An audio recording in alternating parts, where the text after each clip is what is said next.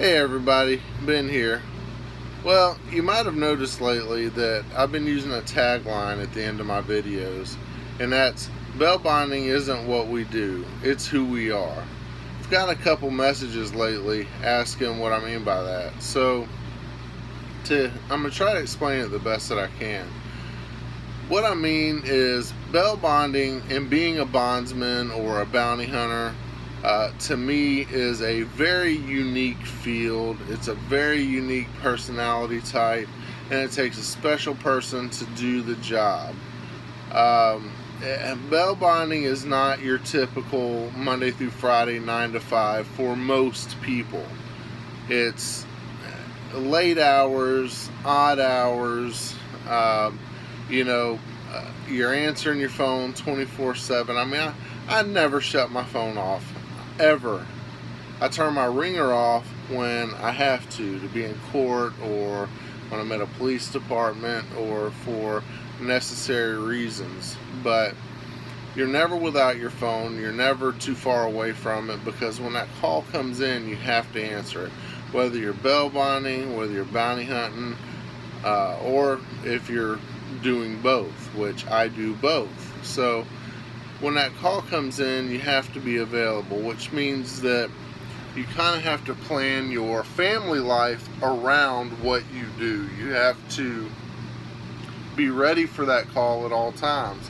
A lot of times that means to do family stuff, taking two different vehicles, or not being too far away from your vehicle, or going to places that say you want to take your spouse and children to the park or to a ball game. They have to be prepared to be left there and possibly be stranded for hours waiting on you to get back. So hopefully they're in a position where they can entertain themselves if you only brought one vehicle.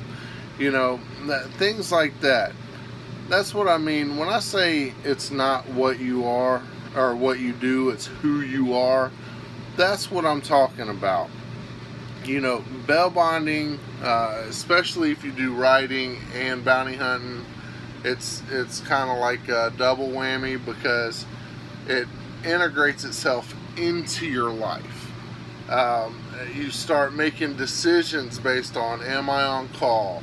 Is it a busy time of the week or the month or the year?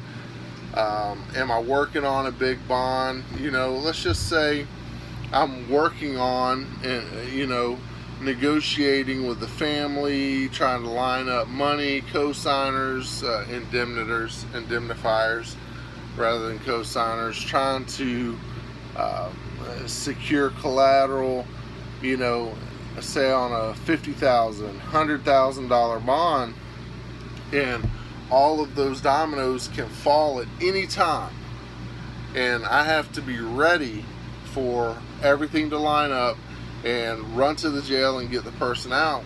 Or on the flip side, I'm chasing somebody that's $100,000 bond, $50,000 bond, and I'm waiting on a tip to come in. Maybe I am talking to his girlfriend and she's like right on the edge of telling me what address he's living at or where he's at right now, or a relative that's going to call me back with information that's supposed to be right, spot on, accurate. I have to be ready to jump. I can't say, okay, well, I'm sorry, but I'm at dinner with the family and this is going to have to wait. You can, but you're going to miss out. You're either going to miss out on that paycheck because they're going to call a bondsman that's going to get them out sooner, or you're going to miss out on catching your bounty because they might not be in the same location by the time you're done doing what you're doing. So you have to plan your life based on this job. If you're fortunate enough to have an office full of agents and you can delegate the responsibility to somebody else, or you can count on other people to get the job done when you're out of pocket, then you're in a very fortunate position. Most bonding agents that write bonds that get people out of jail, don't have the benefit of being able to call somebody else to pick up the slack, because if they send another agent to write that bond, then they lose the money. Most bounty hunters don't have that flexibility, because usually bounty hunters either work by themselves or run in small 2 or 3 man teams, and if they're not available, their team is short. Or if they're a one-man show, if they're not available, there's nobody to call. So you always have to be available. Bonding becomes a part of your life. It becomes a part of your planning process. It becomes a part of your family's life and your family's planning process. So if you're thinking about getting into this business, you're still on the fence a little bit about it, make sure you talk to your spouse. Make sure you consider your kids and your family obligations before you get into this business, because this business will get in the way. I promise you, it will get in the way.